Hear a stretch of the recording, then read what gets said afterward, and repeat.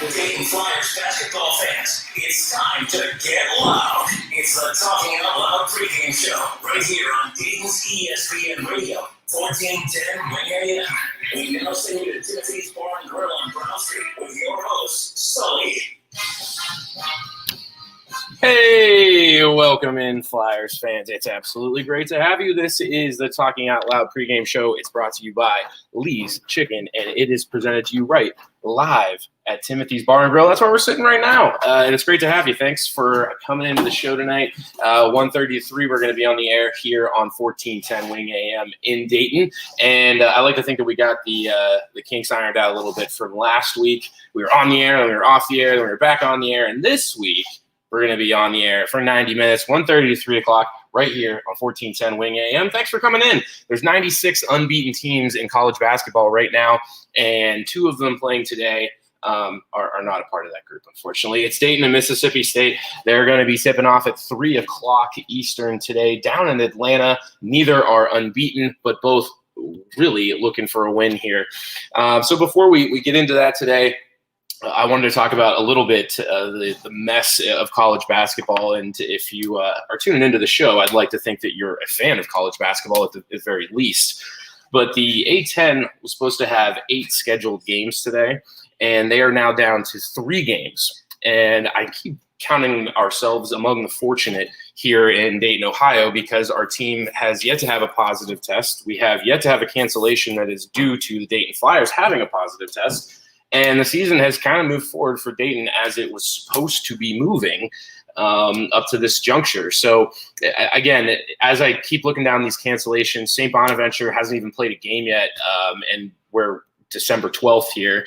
And you look down the rest of the Atlantic 10 Conference, and Fordham is another one of those teams, hasn't played yet. I believe there are 45 teams still waiting to play their first game or are among the ranks of those that have canceled the season altogether. That was the Ivy League, and then there were a couple of schools randomly, like Bethune-Cookman, I believe. I don't think anyone really noticed that Bethune-Cookman canceled their season. But they did. I'm telling you, so now you're informed. You wouldn't have known otherwise, but here you are listening to a college basketball show pregame for Dayton and Mississippi State, and I'm telling you, things that are random, like Bethune-Cookman scheduling or canceling their season, rather, just like the Ivy League. The Ivy League's beating everybody to the punch on cancellations, whether it's in March or in December, where we are now. They've been part of the shut it down crowd, and shut it down they have. But in Atlantic 10 land, the things that matter to us, like I said, two teams now still to get going, Bonaventure and Fordham. If Fordham didn't play in a game this entire season, I don't think anyone would notice, and the conference would be better for it. So not that I'm rooting for the whole Fordham team to get the Rona. I would never do such a thing. But if Fordham could conveniently find a way to not play their season, it would actually be a benefit to the Atlantic 10. So if any Fordham fans are listening out there and you can figure out a way for Fordham to not play any games this year, please go ahead and do that. That would benefit the whole conference.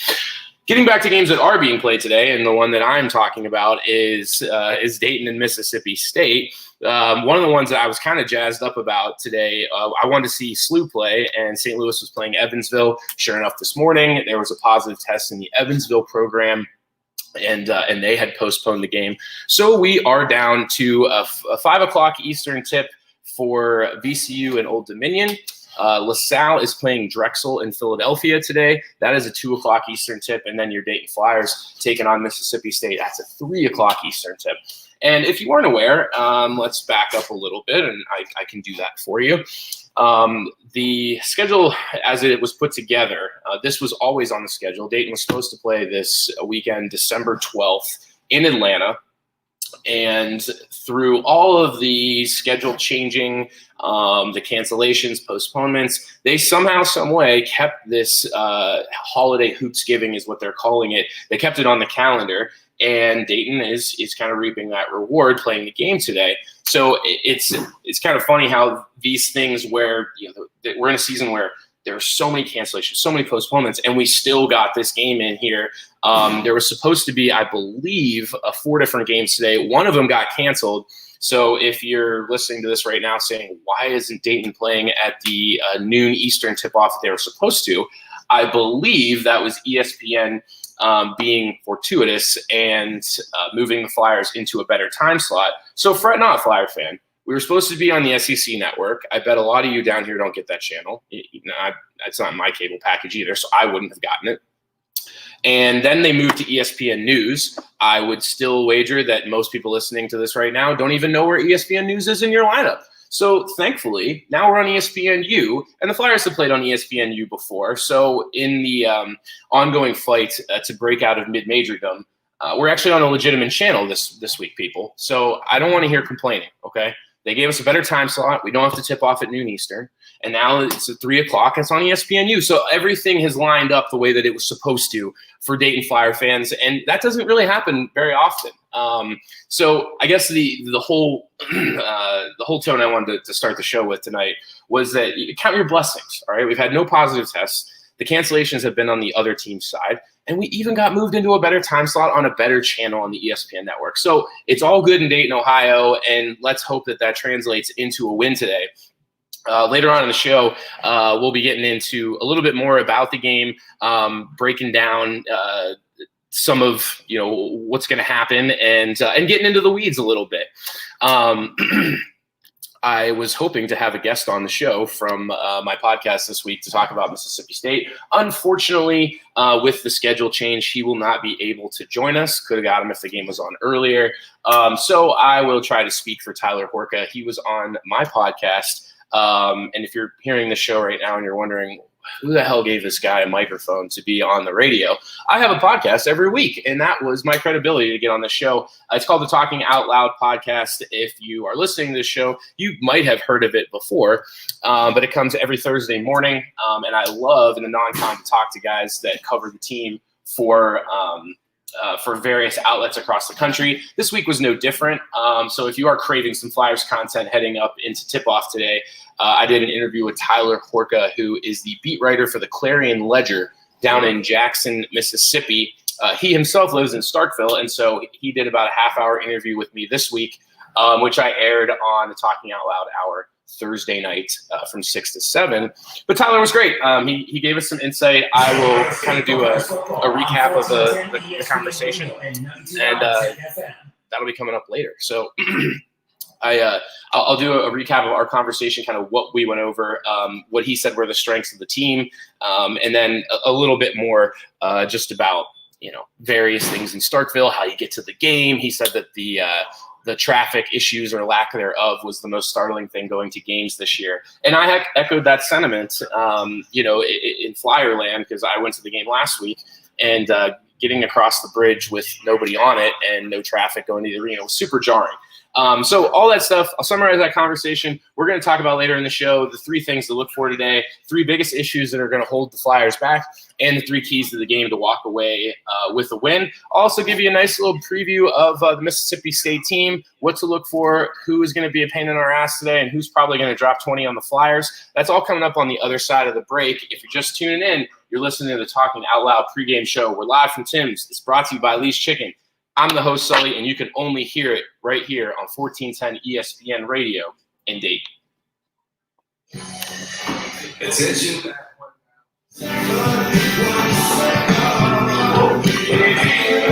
Ohio State's just fucking with me now. Yeah, what was that? It spit something into the beat for no reason. Yeah, I was like I called Shay. I was trying to read something, and I was like, what the fuck was in my ear just now? Shay was like, I have no clue what just happened. My ear cold. You're live on Twitter, all that. You share that out. I think you did.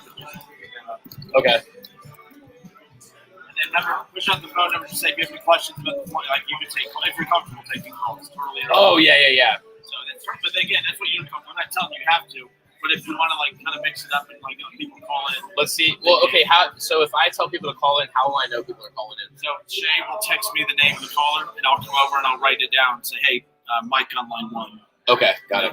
And then so then just kind of go back and forth with them for a little bit. And just all right, Tim, thanks for the call, and then boom, drop it. Mm-hmm. Okay, cool. Sorry, I'm not saying that. I don't know. That shouldn't happen again. But again, I have that playlist paused, so I'm sure every once in a while Ohio State's shooting something stupid into the Okay.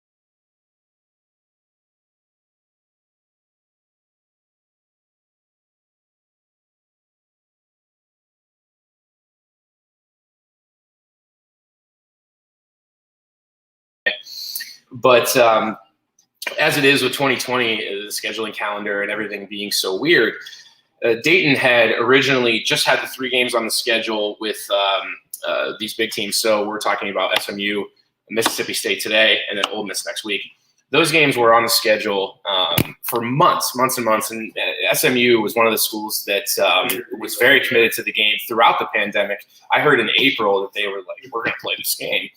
So we talked about last week on the show that Alcorn State, Bellarmine, and Cedarville, those were all games that were scheduled. 2 were supposed to be on the regular season slate, and then 1 was an exhibition.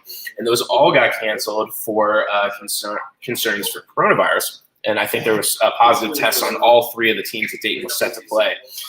So AD Neil Sullivan at UD, he went to work and started, basically calling anybody that would pick up the phone that had negative tests throughout their team. And Eastern Illinois was one of the teams that they had called over the weekend. And I had heard on Friday night, and this would have been about 10 days ago, I heard that Friday night before last weekend that UD was set to play Eastern Illinois. And then on Monday, I got a tip that they were going to play Northern Kentucky. And both people were telling me that the games were going to be played that Tuesday. So on Monday, I'm hearing that there's a game the next day, and we had 2 different opponents that were in my ear saying that they are playing Dayton. Well, sure enough, what ended up happening, and I have hindsight as my advantage, is that Dayton had called both teams independently, and Eastern Illinois was basically waiting for their test results to come back to say, we're ready to go. And they called Northern Kentucky as a backup plan. Now, I heard at first that Northern Kentucky was rather peeved because they got their hopes up thinking they were going to play Dayton last Tuesday. Or sorry, this would have been 2 weeks ago. And UD said, actually, we're good. We're going to play Eastern Illinois. So they were kind of peeved to start out with. However, what I didn't know is that conversations continued, and that is how the Northern Kentucky game last Tuesday came to be. Right after I was done with the broadcast for the pregame here last week for the SMU game, they had announced that they were going to move forward and play Northern Kentucky on Tuesday, and that is quite literally what happened. So before we get to Mississippi State, we can kind of back up a little bit, talk about the game that just happened here on Tuesday. And frankly, it was really sloppy, but it did kind of fit the mold of the Dayton team that we've seen so far this year. And what I mean by that is Dayton struggled limiting offensive rebounds. They struggled turning the ball over, and they struggled closing out the game. And we're going to talk about later in the show that those are the 3 biggest concerns for the Flyers right now, with the bench depth being the additional concern. But, I mean, through 3 games, that's quite literally what every game has been like. They're getting beat on the offensive glass, terribly beat on the offensive glass.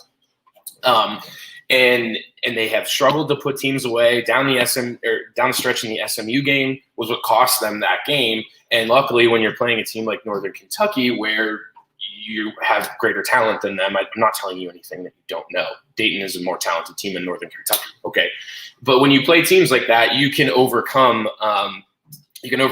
sluggish finishes to games because you have more talent. Eventually, you're just going to get a bucket because of that talent, and it'll outweigh kind of the effort on the court. And so it wasn't necessarily a concerning game, but I thought it was a necessary game for UD, and I called it in my recap on the BlackburnReview.com last week, the get-right game. And I think that what we're starting to see as fans is the trickle-down to not having a normal schedule. And I don't make much to do about it because every team is in the exact same situation, right?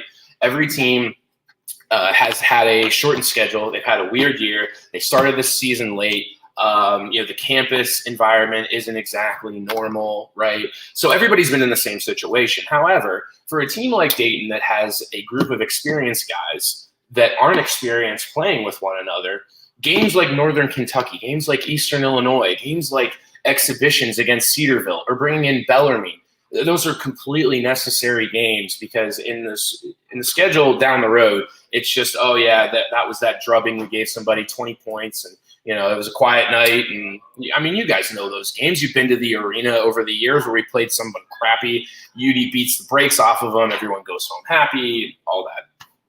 And now that those games aren't there, I think people are finally starting to see the value in bringing in scrubs, beating the doors off them, giving them a warm meal and sending them home, right? Because lineups like UD with guys that have been experienced and they've been there, but they haven't played together.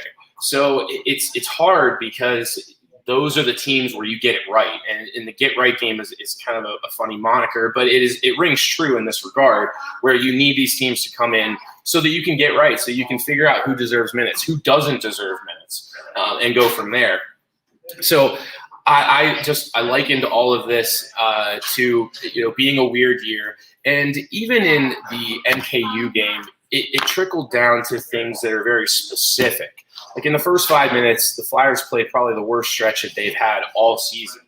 And at first, I said to myself, I was in the arena and I'm looking around and I'm thinking, what in the world is going on that Dayton cannot figure out this zone? And there was a lot of standing, not a lot of ball movement. The spacing was bad, and it just felt like no one really had a plan on how to counteract the zone.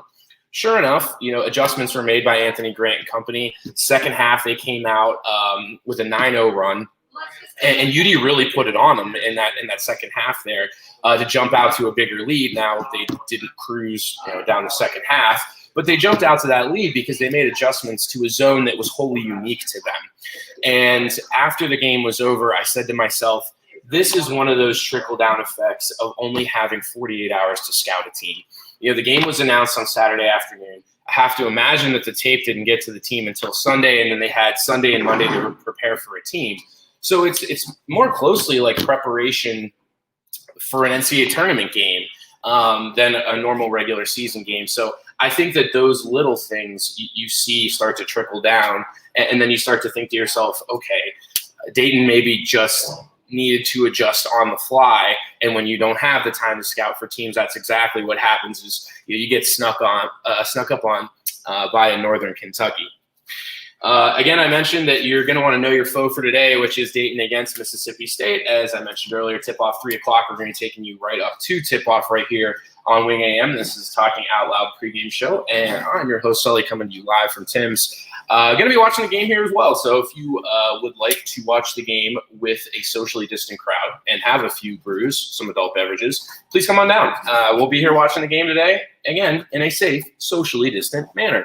If you'd like to be a part of the show, I am going to do something extremely risky, but I trust you, listeners. I'm going to open up the phone lines here, and if you want to be a part of the show, ask me a question, or just talk Flyers. I won't be that mean to you, but I will insist that you say something intelligent because it's my show, and I insist on intelligence on my own show. Call in 457-9464. It's 457-WING. That's the station that we're on. Call in, ask me a question. Again, all I ask of you is that it's an intelligent question, and that is not that high of a bar. On the other side of the break, we're going to be talking about Mississippi State. I mentioned that with the schedule change, I did not get to bring on my guest, Tyler Gorka, but I will summarize the conversation. I'll get you the information that you need to know about Mississippi State. We can kind of talk about their strengths and weaknesses, the things that worry me. And let's do this, okay? I'll tease this before we go to break right now. But let's do 3 things that scare me, and then I'll tell you on the back half of the segment 3 things that I think will lead to a Dayton win today. So it'll be a nice little sandwich there, okay? So come for the negative stuff, stay for the positive stuff. That's what I say. That's going to be on the other side of the break. I'll tell you all about Mississippi State, all the things you need to know for the game today, and who is going to be a pain in the Flyers' ass and who's going to drop 20. That's all on the other side of the break. It's the Talking Out Loud pregame show. I'm still Sully. It's still at Tim's. It's still brought to you by Lee's Chicken, and you can only find it right here on 1410 ESPN Radio in Dayton. Excuse me.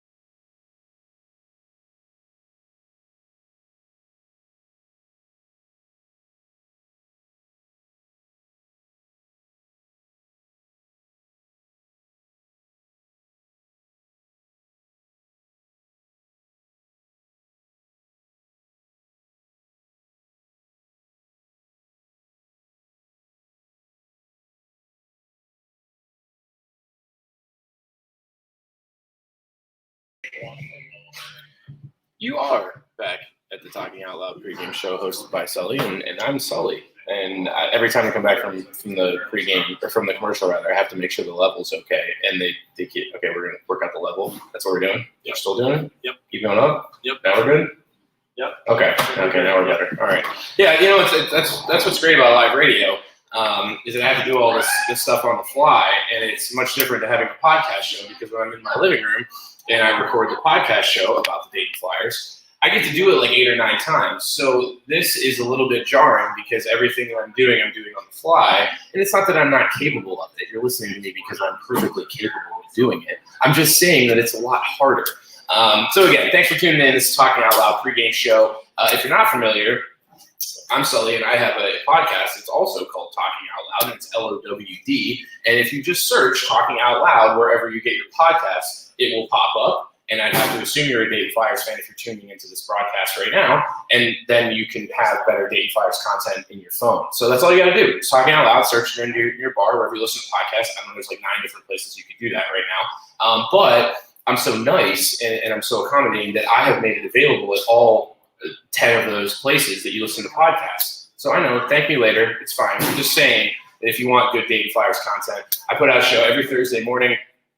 Typically, we do rapid reactions after the game.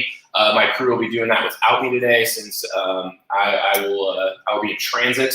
And and then we have game day mornings where we break down the team that's coming into the arena, or if we're on the road like today, just giving you like a breakdown of the various teams that we'll be playing throughout the year. Those get more boring as we get into conference play, so check them out now. Again, search Talking Out Loud wherever you get your podcast. But for now, this is the pregame show. We're going right up until 3 o'clock.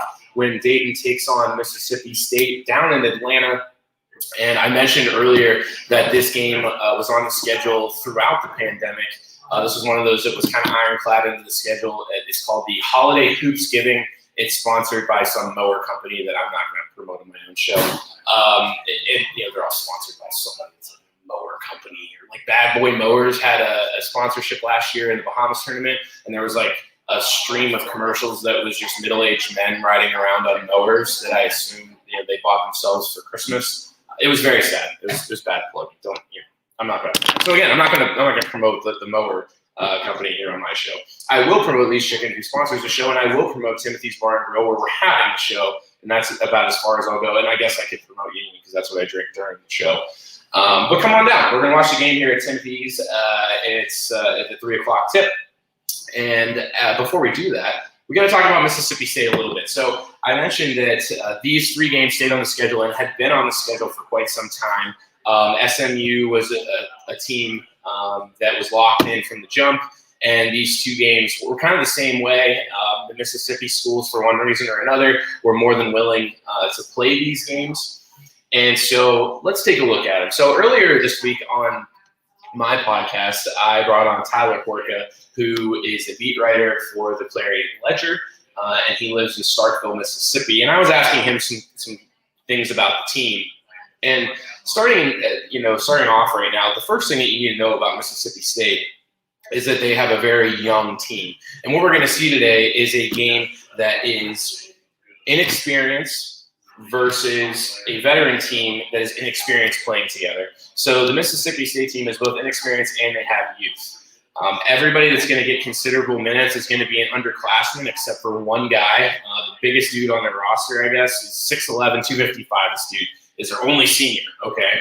It's not particularly relevant that he's 6'11", 255. It kind of popped off the page. I was like, well, that's a big guy. What you're going to notice first and foremost from Mississippi State is that they love big bodies. And Ben Howland, who's the coach at Mississippi State, he formerly had worked at UCLA and Pittsburgh, and he ended up at Mississippi State in 2016. So he is now in year number 6 there. But Ben Howland's coaching strategy has always been that he loves big body guys. So seeing considerable minutes for Mississippi State today, you're going to see a man who is 7 foot, one who's 6'10", one who's 6'9", and another who is 6'11". So if you watched the last 2 games, let's say you watched SMU and you watched the Northern Kentucky game for Dayton, and you said, boy, they are really successful when they go small. Well, I have bad news. They can't go small today because lineup against Mississippi State quite literally does not allow it, which I think will lead to a very low-scoring game. And I'm quite convinced that it's going to be a low-scoring game. And when I get convinced of things like this, I usually have things to back it up. So I'll tell you where I'm coming from, fair listener, okay? So Dayton, going into this game, they are one of the slowest teams in the country as far as their tempo. And when we talk about tempo, it takes into account how many possessions a basketball team takes in a game, all right? So the average number of possessions right now in a Division I game is 71. That doesn't mean anything to you. Numbers without context are just numbers. So again, just hold on. I'll take you through the whole thing. I'll help you understand here. So the D1 average is 71 possessions per game. Dayton is averaging 69 possessions per game. And when you take 2 possessions out of a ball game, it makes a huge difference. Like the teams that are playing at the fastest tempo are only getting in about 75 possessions. So it's a small margin, it sounds like, but on paper, it makes a huge difference that you're quite literally having the ball 2 less times every game. Okay, so I just explained to you why that is important, like going over the tempo numbers. So Dayton plays at an extremely slow tempo. However, Mississippi State plays at an even slower tempo, if you can believe that. They get in a possession less than the Flyers do every game, and there's only 10 teams in the country that have played slower to this point than Mississippi State. So if you're out there right now and you're a bettor, I say let's bet the under. The under came out at 133, I believe, yesterday evening, and it's already down to 130 and a half. That's where your boy got it at. So my betting advice is I wouldn't even touch the spread. I don't even know who's going to win. I mean, I like the Flyers to win, but I don't know if they're going to win. But what I will say is it's going to be a very slow game, and there's not going to be a lot of points. I'm going to go for like a 62-59 final. And I'm not even going to say who's going to win the game. I'm just saying I think that point total, like around 120, is going to be what happens today. So take my word for it, okay? If you want a betting line and you want someone to blame, go ahead and put money on the under, and then if you're wrong, you can come back and blame me. That's the best thing for everybody, okay? So let's talk a little bit more about more things that we're going to see today. And I told you that we would come back from the break, and I would say there's 3 things that are concerning, and then I said stick around because I'll keep being positive on the end of this segment here. So the 3 things that are most concerning to me as I look down the sheet in Mississippi State is that they are getting an offensive rebound on 40% of their possessions. Yes, Mississippi State is getting an offensive rebound on 40% of their possessions. And if that sounds like a number that's really high, well, you'd be right. It is quite high. There is only 4 teams in the country that are grabbing more offensive rebounds than the Mississippi State Bulldogs. So I have a feeling that is going to be a big friggin' deal today. UD has given up a double-digit offensive rebounds in each of their first 3 games. And if you remember, they played Northern Kentucky and Eastern Illinois, who flat out stink, you guys, and they still got double-digit rebounds. So I wish there was a prop bet on someone's sportsbook that said, is Dayton going to give up double-digit offensive rebounds? Because I would slam that. I'd put hundreds of dollars on that. It's probably the shortest thing that I can tell you here as I'm sitting in the radio booth an hour before the game. There will be many offensive rebounds for Mississippi State. So that's concern number 1. UD still has just a lot of issues to work out on the rebounding side. And that's really in no small part to the fact that they only have 1 big who effectively rebounds, who's Jordy, coming off the bench. Sissoko has been tenacious on the rebounding end, but he hasn't been wholly reliable. And Chase Johnson has been rather disinterested on the defensive side and on the rebounding side. But as I discussed, podcast, radio show, and otherwise, Chase Johnson's upside on the offensive side will always outweigh his deficiencies on the defense. And if you want me to flip that, he's never going to be so bad on defense that it would outweigh his offensive contributions. So long-winded way of saying the rebounding will be an issue today. The second thing, and we've talked about this time and time again now as we've walked through the schedule and we talk about the team, but the bench concerns are getting greater. I mentioned in my article this week that the Flyers are getting 72% of their production offensively from Jalen Crutcher, Chase Johnson, and Ibby Watson. And when I say 72% of their production, I'm not digging deep into stats. I'm saying quite literally that of the Flyers' 196 points that they've scored this year, 142 of them have come from the 3 men that I just mentioned. So 72% of the points that they have scored to this juncture in the season have come from 3 men. And frankly, it's concerning because that is not going to be a recipe for success long term. And anybody that tells you otherwise just hasn't watched a whole lot of A-10 basketball in their life. There's really never been a team that I can remember that relied wholly on 3 people and ran through the conference. So I'm not really going out on a limb to say it's not going to be an effective strategy. Historically, it has not been, and that's kind of where I'm resting that opinion and where it's coming from. But as we move forward, I kept thinking to myself, well, what the Flyers are looking for right now is a guy that can give 20 minutes a game, maybe 15 or 20 minutes, and can chip in about 8 points. And then I got to thinking, well, unfortunately, that's precisely what Dwayne Cohill would have been for this team. If you're just joining in or you aren't aware, Dwayne Cohill heading into his junior season tore his ACL before the season. He's out for the entire year. And now that the season is upon us and AG, Anthony Grant, is trying to figure out the lineups, it's just becoming more apparent that is the exact person that we needed in the lineup. We needed Dwayne Cohill to chip in 20 minutes, 8 points a night. And without him, they have pretty serious bench concerns because after the starting 5, RJ Blakeney, freshman, has been fairly effective for the Flyers. Unfortunately, after you get past Blakeney, there's nothing. Sissoko has played a couple of minutes. He's maybe looked like he belongs on the floor, but hasn't been all that productive. Unfortunately, they're not really going to ask Sissoko to do a lot, so I'm not really worried about that. But the guard depth is something that's really concerning, where you have 3 guys that are freshmen that haven't even seen the floor yet, and then Zimmy, who is another freshman in the lineup.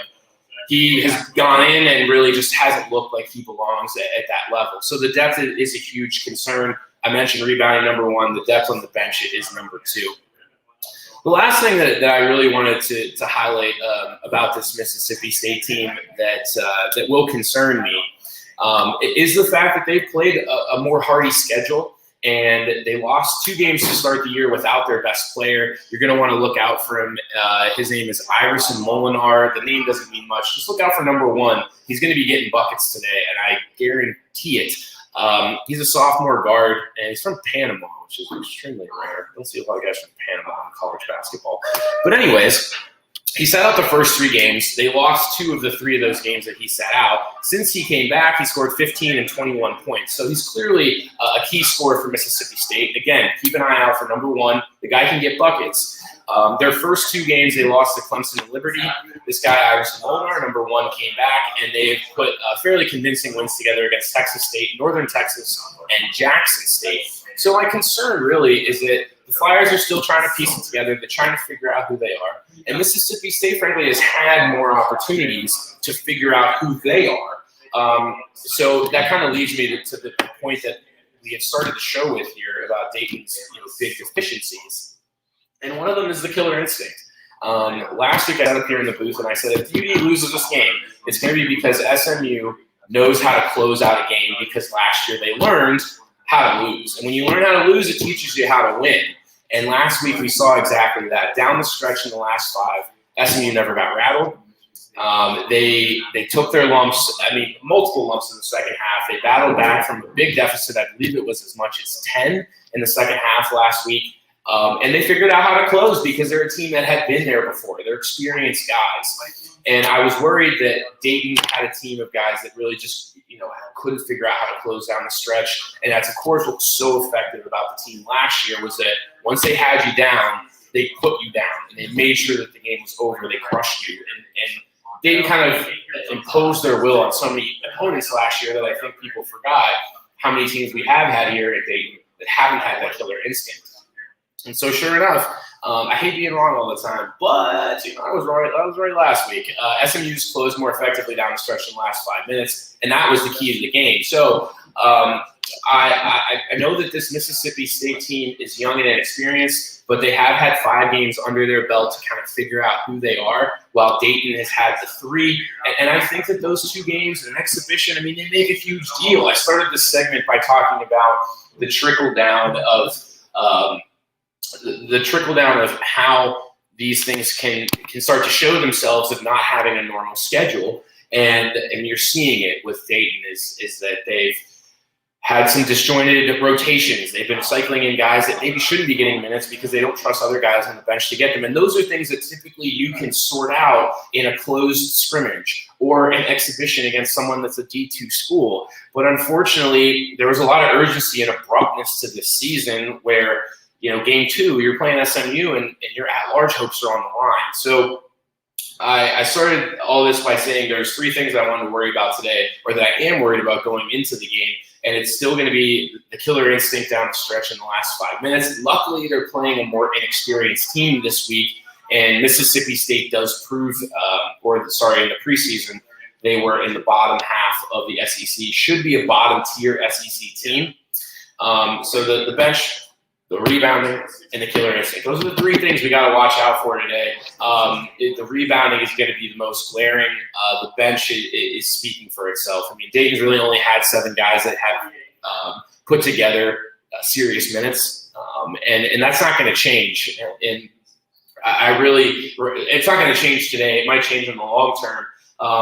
But, this is what we got. And now with the season and how abrupt it is, there's so much urgency to win these games. So changing the lens of the conversation briefly, and again, if you'd like to join the conversation, please do. 457-9464, that's 457-WING. I just asked that your questions, if you call in, are intelligent, because if they're not, then I will go cranky. And then my show is not as good if I'm cranky.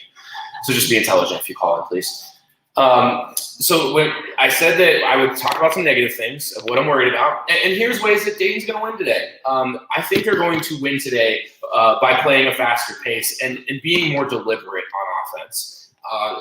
There's been every game this year, they started slow in the first 5 minutes. They stayed slow and haven't quite figured it out on offense until we've gotten to late in the first half. I think if Dayton, now they've had plenty of time to scout this Mississippi State team. Again, it's supposed to be a lower tier SEC. This is a very winnable game for Dayton. I think with more time to scout, they've had most of this week with the game wrapping up on Tuesday night. So they've had Wednesday, Thursday, Friday to prepare. I believe that's plenty of time. In a normal year, that'd be exactly how much time you need to prepare for a game like Mississippi State. But just seeing them get into a rhythm early will kind of change how I feel about this game. But there's one real key to this. Okay, let's get into a rhythm early. I think that speaks for itself. The second thing, and this is the most glaring, and if you are a diehard fan of the program, I think you know where I'm going with this, is Dayton needs to stop turning the effing ball over so much. It's absolutely ridiculous how much Dayton has been turning the ball over. 56 turnovers through 3 games. There is only 2 teams in the entire country right now that are turning the ball over more on unforced errors. Dayton right now is turning the ball over on 28% of their possessions. That flat out sucks, and that is not going to get it done in conference play. And frankly, if that keeps up, we don't even have to be talking about the NCAA tournament. We can fold it up, we'll talk NIT, and then I'll see you guys in March for a crappy game that no one cares about. That is number one that has to be cleaned up, and it has to be cleaned up today. Or else they're going to find themselves on the wrong side of an L against Mississippi State, because any team can beat you when you're turning the ball over 22 times. And I didn't throw that number out haphazardly. They turned the ball over 22 times against Northern Kentucky. If you go back to the SMU game, they turned the ball over 19 times that game. And even against Eastern Illinois, who isn't any good, they're not any good. They turned the ball over 15 times against them. This stuff has to get cleaned up immediately. And it's not like it's coming from bench guys or depth guys. Like Ibby Watson last week had 7 turnovers. Or last week, I say. Tuesday against Northern Kentucky had 7 turnovers. So, number one, Dayton has to get into a rhythm offensively early on in the game. You got plenty of time to scout. There's no excuses in this one. Okay. Number 2 is the turnovers. It has to be cleaned up. And it's just one of those things that's so obvious, right? I like to think that we analyze the game in a very detail-oriented approach, right? And I probably get into some of the things that are maybe a little too minute on the radio, but at the end of the day, even the dumbest schmuck basketball fan knows that you cannot turn the ball over 22 times. And it feels stupid to be on the mic saying, Dayton's got to clean up their turnovers. But when it's so obvious and you turn the ball over 56 times in 3 games, it's a point that has to be brought up.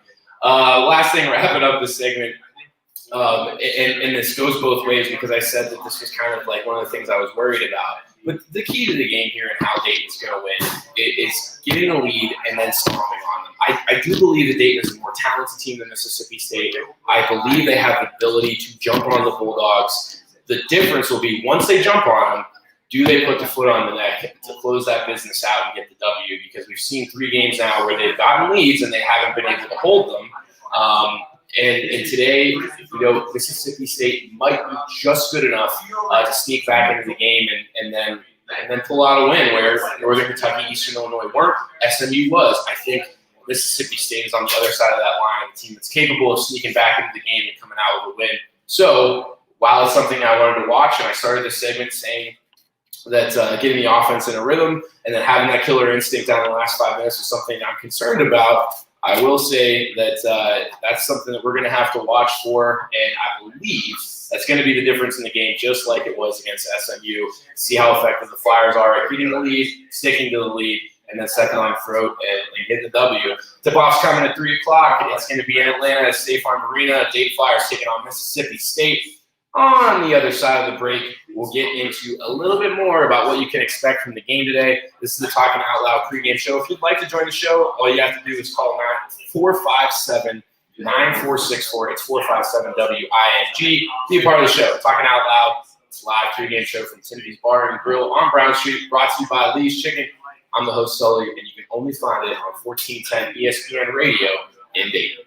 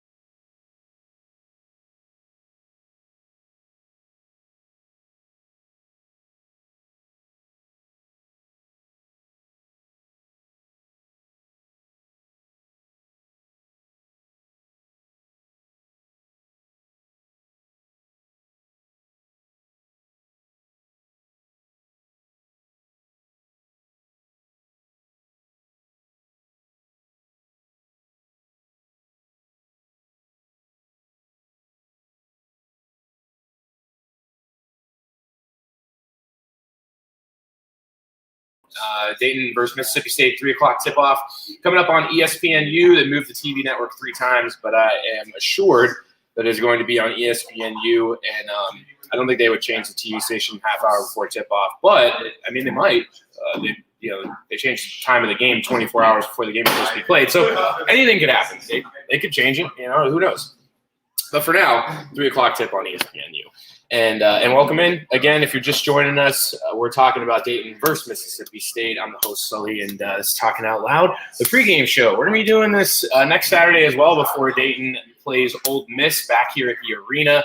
This week, unfortunately, not a home game and don't have the friendly confines of UD Arena around us. It will instead be played at State Farm Arena in Atlanta, but I keep counting my stars and stripes. We're among the lucky ones that we've had no positive tests. Dayton has kept going, and when they have had cancellations, it has been on the other team's side because they have tested positive. If you'd like to be part of the show, 457-9464 is the number to call. Again, 457-WING. You can call in, talk to me. I just ask, and I've asked this a couple times during the show, is that your questions be intelligent, because if they're not, then I get cranky and my show won't be as good. I'm not very good when I'm cranky. For the last half hour of the show, I wanted to kind of put the lens more on what this game means for the Flyers season. And I believe a good friend Adam of the program said it best on the tweeter, as sometimes there are intelligent things said on that app every now and again, that this is a level-setting 2 weeks here for UD. When I say 2 weeks, I mean this Saturday and next Saturday against Ole Miss. Mississippi State is a bottom-tier SEC team. I don't believe that they're going to finish any higher than like 10th. And then next week, Ole Miss is a bottom-half SEC team. Their ceiling is probably sneaking into the NCAA tournament on the at-large line, maybe like one of the last teams in, or NIT. I mean, that is really the limit for this Ole Miss team.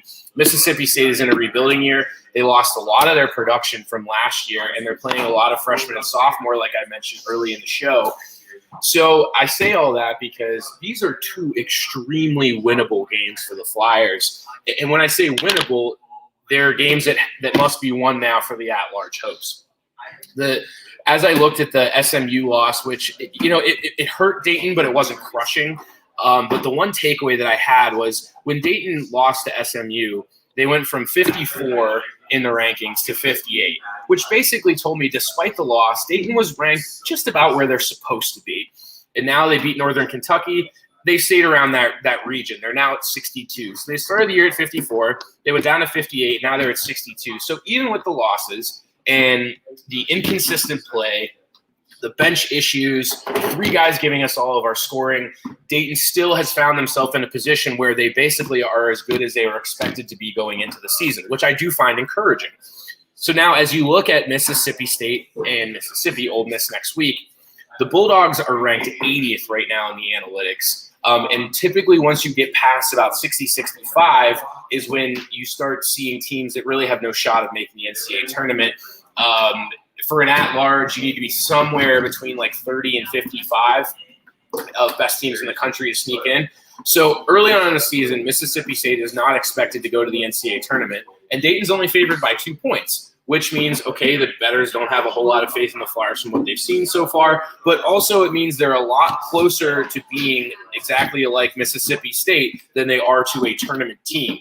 So today is going to tell you what the expectations are for the Flyers. I really, truly mean that. If Dayton drops an absolute stinker, and we know that they're capable of dropping an absolute stinker, they're real good at that. Actually, I think that's kind of funny. I think a lot of fans have forgotten that Dayton dropped stinkers because we had last year. So I'm here to remind you, fair listener, Dayton drops stinkers. That's what we do here in Dayton, Ohio. It's happened time and time again. My 30 years of life, I've watched a lot of stinkers get dropped by the Dayton Flyers. And I'm not saying it's going to happen today. I'm just saying last year might have led you to believe that time of our lives is over, but it's not. If you're a fan of this program, you have to prepare yourself for it at every turn, or else the Flyers will let you down. And I mean, last Saturday it kind of happened, right? We lost on a buzzer beater. I'm getting away from the point. The point being, these games are the measuring stick now for the season. And I went into this year saying that this is a God-honest tournament team. I thought they had enough talent to do it. Dwayne Cohill went down and said, okay, it definitely hurts our chances, but I still think there's enough talent to get to the tournament with the roster that we have in place. And I have not seen anything that has led me to believe that I was wrong in that opinion. If there's one thing I really hate, it's being wrong. So if I'm going to say something, I truly do believe it. I'm not good at putting on a front and saying things that I don't believe, because that just gets too tiresome. And then you end up lying over yourself, and that's no good. But Mississippi State, again, is supposed to be a team that's going to be outside the NCAA tournament. There may be an NIT team. And Ole Miss is hoping that this is going to be a year that they get back to the tournament. But these next two games are going to tell you, what you should expect for the Flyers moving forward. Because, frankly, if they lose to a team like this today, the hopes of getting to the NCAA tournament are going to be bleak, just in general.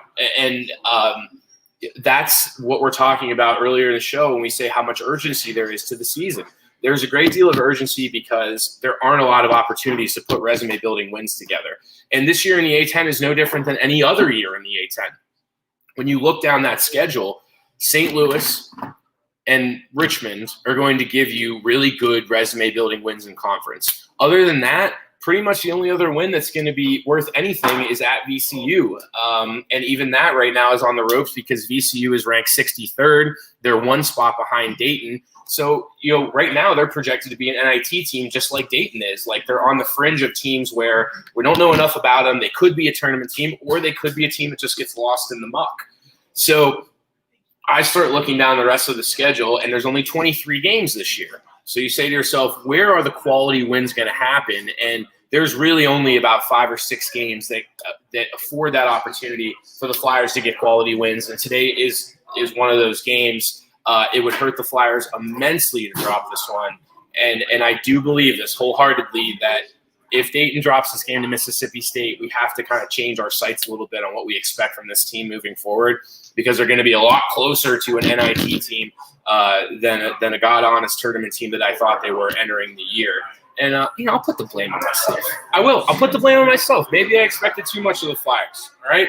But that's being a fan, and that's why I like having this show, because it is by fans for fans, and it's going to keep being that way. And I have my rose-colored glasses on every now and again, but I like to think that I tell it how it is. And what I'm telling you right now is that Dayton needs to win this game today, and next week will be another show and prove game. And it bears repeating that it's the measuring stick type of games here in the next 2 weeks. I hope Dayton can put in some games between the 19th and the 30th. Right now, they have a nice, huge 2-week break there between the Ole Miss game next Saturday and then the home game against LaSalle, which will be on December 30th. I'm being told right now that UD is working on getting 2 games into that 11-day period, but that's all I know is that they're working on it. So, take that for what it's worth. I mean, that's a grain of salt type of comment. I think that Dayton will be able to get at least one in, but it's like with the fluidity of scheduling right now, it kind of just comes down to who picks up the phone, who tests negative. Wrapping up the show tonight, on the other side of the break, I am going to get a little bit more in depth. Let's get into some numbers to finish up the show tonight. I'll recap a little bit of my conversation that I had with Tyler Horka on the bizarre the bizarre state of going to an arena without fans in it. And we'll tell you a little bit more about what you can expect. If the Flyers pull this game out, there's a 3:00 tip-off. It's down in Atlanta at State Farm Arena. If you want to be a part of the show finishing up today, I'll take calls. Let's do it. Last half hour. Call in the show, 457-9464. It's 457-WING. That's the station that we're listening to. This is the Talking Out Loud pregame show. I'm still live from Tim's. It's brought to you by Lay's Chicken. I'm your host, Sully, and you can only find it right here on ESPN Radio 1410 in Dayton.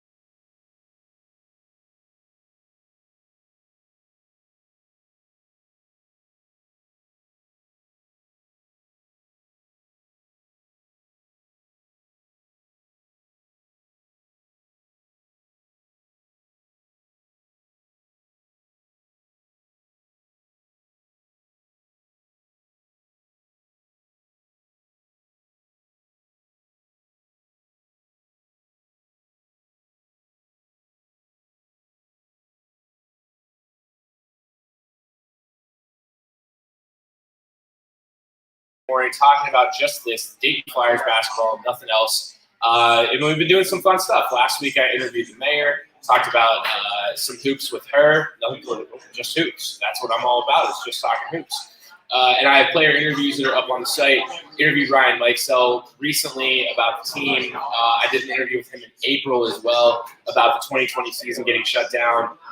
And we've talked to a lot of the older guys too, like Keith Wallaskowski, Brooks Hall's on there. Larry Hansgen interview is in the archives. All you got to do is go online, search Talking Out Loud, LOWD, wherever you listen to podcasts, and it will pop right up. I don't know where you listen to podcasts, so conveniently for you, because I care about you, I've put it up just about everywhere so that it is easy for you to consume, because I figure if I make it easy to consume, more people will grab it. But more specifically, if my mom and dad can access my podcast, then you can too. I believe in you, listener. If you're technologically disabled, it's totally fine. If my 65-year-old father is able to listen to my radio show, you can as well. As far as today, thanks for joining in with everybody. Wherever you're listening, iHeartRadio, if you're streaming, if you're on StreamYard online, if you're on Facebook Live, all that good stuff. We're going to go to the phone lines to open things up for the show today. We got Mikey on line one. Mikey, what's on your mind, brother? Hello, how are you today? Oh, doing well, man. What's going on? Well, not bad. I am computer challenged, by the way. Oh, that's fine. No, that's why, like I said, Mikey, that's why I make the show available in so many places. Okay. Yeah. Well, listen, how long have you been a youth basketball fan? I've been one for my 55th season. Good Lord, yeah, Mikey. I go back to 66, 67, runner-up UCLA. Yeah, okay. Well, I have said this on my my podcast many a time, but I'm 30 years old, and my first game in the arena, my mother was pregnant with me. So that qualifies me as a UD fan, does it not? It does count, right? Yes. Yeah. I got a question I want to ask you, and to my hot seat, okay? Mm-hmm. Okay. I like this. I'm a UD historian as well. Okay. Can you explain to me why Don Summer is in the Navy basketball and the man who started it all? Why we're talking about basketball complexes and team sports? Do I know why? The specific reason, or do you want me to opine on the topic? You have an opinion on Oh, I have an opinion on everything. That's why they give me a radio show, Mikey. Okay, my opinion on it is that they don't care to go far enough back in the history books to honor our man Tom Blackburn. what do you think that's right? No, I don't think that's right. I mean, we're in Dayton. Come on, we're a people here where we like to celebrate anything that has to do with Dayton, do we not? And it's history, right? That's what I'm saying. So yeah. So no, I can be up in arms with you. There's nothing that I love more than showing outrage towards things that probably don't need my outrage. I'm all about that, Mikey. Don't get me wrong here, okay? I can throw outrage at just about any topic, anytime, anywhere, and I can opine on it. That's why they give me the radio show, you know? Well, here's what I think about this, okay? Tom Blackburn came to UD in 1947. Yeah. He had coached me in high school, and I believe he coached us the state championship in 1942. Then he went to Navy. I think he was a lieutenant. Okay, after he got out of the Navy, he went back to high school. Wanted to coach college. Yeah. They fired their head coach, Jim Carter. Then they hired Tom. At the time Tom hired them, Dayton was nothing as a basketball college. That's They had correct. turned into an NCAA or national tournament. They had never won 20 wins games in the season. That's correct. And he had also had a winning team, I think, in like 6 years. His first season, they were 12 and 14 because they were nothing to work for. Correct. I like this history lesson you're giving my listeners. I do appreciate that. You're doing the work for me now, Mikey. Then in the second season, they were 6-14. The first winning season, they had as well. That's correct. They were 24-8, 20 season ever. 4 seasons all the way to the national championship. That's right. In which then, in 1951, was the big dance. That's right. And then Well, they didn't win in 51. next year. We went the next So, year. here's what happened. He lost to LOWD. He lost to Brigham Young championship in 1951. Then in 52, he took him again to the championship. He lost to LOWD. So a couple years later, won the NCAA championship. Okay. Took on goal. And then in 55, he lost to old buddy and rival 3 more than Kane. 56, he lost to Louisville. 58, year they were really looking for that. Xavier was one of the last chosen in the NIT tournament. They beat Xavier twice that year. And but then Xavier at 7. you know, things look pretty dark right there for a while. And then 4 years later, the United States St. John finally won it. I saw the article months ago, price made it lower. And that's what put me on the back. Not what put me on the basketball mat. Yeah, oh, of course. Okay, so I was hoping that you were getting to a point on this, Mike, and it seems like you are. Okay, let's finish it off. My point is, I'll get off. Oh no, I just wanted to make sure you were getting to a point. That's all. I'm keeping you honest here, Mikey. I am. Don Bird, Tom Guy, 2 years after one United States. Yeah. Okay, he lost his All-American center. He lost All-American forward, Jerry Rosenberg, and then Tom Hatton was on the guard graduation. He lost his All-American center, Bill Campbell, who was first player. Put him in with dying of cancer. Now listen to this. Dying of cancer on top of that. He did not have his treatment for cancer back when he did today, but in immense pain. He still managed to turn in 15 and 10 and 3, 15 and 10 and 4.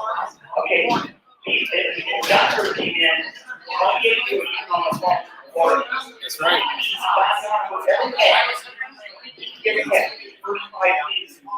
But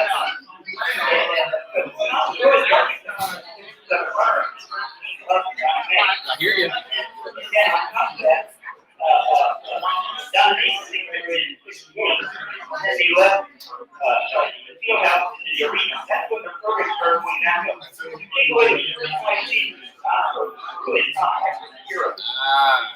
I see now. I see, Mikey. You're turning this into some Don Donoher slander, and I don't want that either. We can fairly honor Tom Blackburn without slandering, Don Donoher. We can do both. Well, I understand, but don't present it as fact. All right, All right. Well, I hear you. I'm saying that, Look it up. I don't need to look it up. And you're lucky that I let you finish. This is my radio show. It's not yours. But I do appreciate that you gave all my listeners a nice long UD history lesson here. Because I didn't think I was going to get into that on the show today. I thought I was just going to present Dayton, Mississippi State, and I thank you for the call, my friend, because you did take us down a memory lane a little bit and talk about the Flyers of the '60s. But Mikey does even bring up some good points here. That Tom Blackburn is obviously the architect of the entire program, and he put Dayton on the map back there in the '60s. And I do on my podcast, and just in fairness, is that I like to give history lessons every now and again. And again, thank you for giving everybody a history lesson here today, because he gave us quite a long-winded history lesson. But all the points were certainly relevant and hold true today. That Blackburn Court is named Blackburn Court because of Tom Blackburn. He's the architect of the program. He put everything together. Last 5 minutes of the show, and what I really love to do in the last 5 minutes is talk about the keys to the game. And we mentioned them earlier on in the show. If you're just joining us, this is Talking Out Loud live pregame show from Timothy's Bar and Grill. It's brought to you by Lee's Chicken. I'm your host, Sully. If you want to get more of this great UD Flyers content, all you got to do is search Talking Out Loud, LOWD, wherever you listen to podcasts, and it will come up for your listening pleasure. Keys of the game, and we have mentioned them at the top of the show, and so it's fitting that I spend the last 5 minutes here taking you out as we go to the 2:55 break Eastern tip-off at 3 o'clock. Thanks again for sticking around to us. So here's what you need to know. Mississippi State is going into this game as a team that right now is projected to be in the bottom level of the SEC. They're going to be one of the worst teams in the SEC. I can tell you that, and that's where they're projected in the preseason. So today is a measuring stick game for the Flyers, and next week will be a measuring stick game for the Flyers because since they already have a loss in the non-con, they really can't afford any other slip-ups. This is a very urgent game for UD. There's 5 games on the non-conference slate, and frankly, they need to walk out of it at a 4-1 record right now if they'll have a chance at an at-large. Mississippi State is coming into the game, coached by Ben Allen, coming into the game at 3-2 rather. And they're looking for a resume-building win. They have two losses to start the year against Clemson and Liberty, and then 3 wins, Texas State, Northern Texas, Jackson State. None of those wins are frankly worth anything. None of those teams are any good. So Mississippi State is kind of having – they're in a proving game type of game too. Looking down the stats, and I want to give you all the things that you need to know about the game today. And again, if you're just joining us, tip off in 10 minutes. We're getting you ready for Dayton against Mississippi State. Our live pregame show here for Tips. Mississippi State plays a very slow, methodical offensive pace. Their efficiency on offense is just about the same as the Flyers. So you're going to see a slow game, probably first to 60 wins it. And then Mississippi State is very tenacious in the offensive boards. They grab an offensive rebound about 40% of their possessions.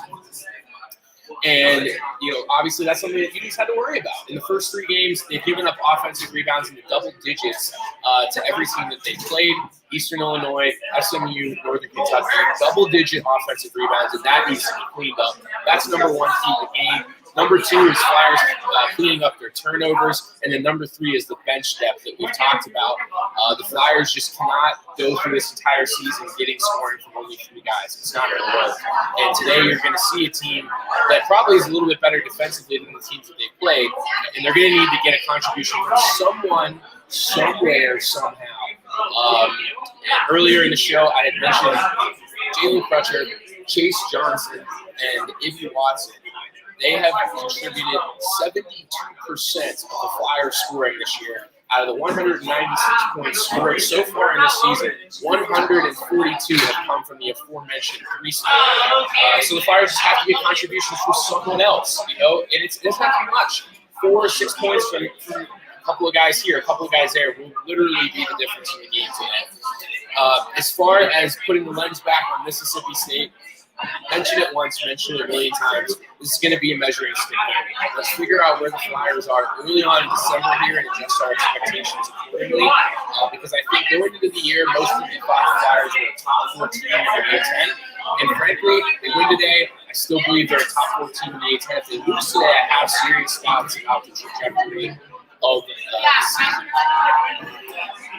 Aside from that, nothing really stood off the page to me that we should be worried about matchup-wise against Mississippi State.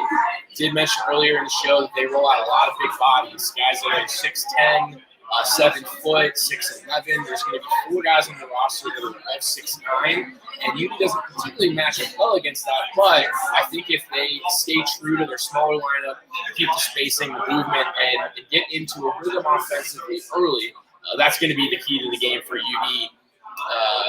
Just offensively. I mean, defensively, I'm not all that concerned. UD has kept all their opponents under 70. The totals have been around the 60s.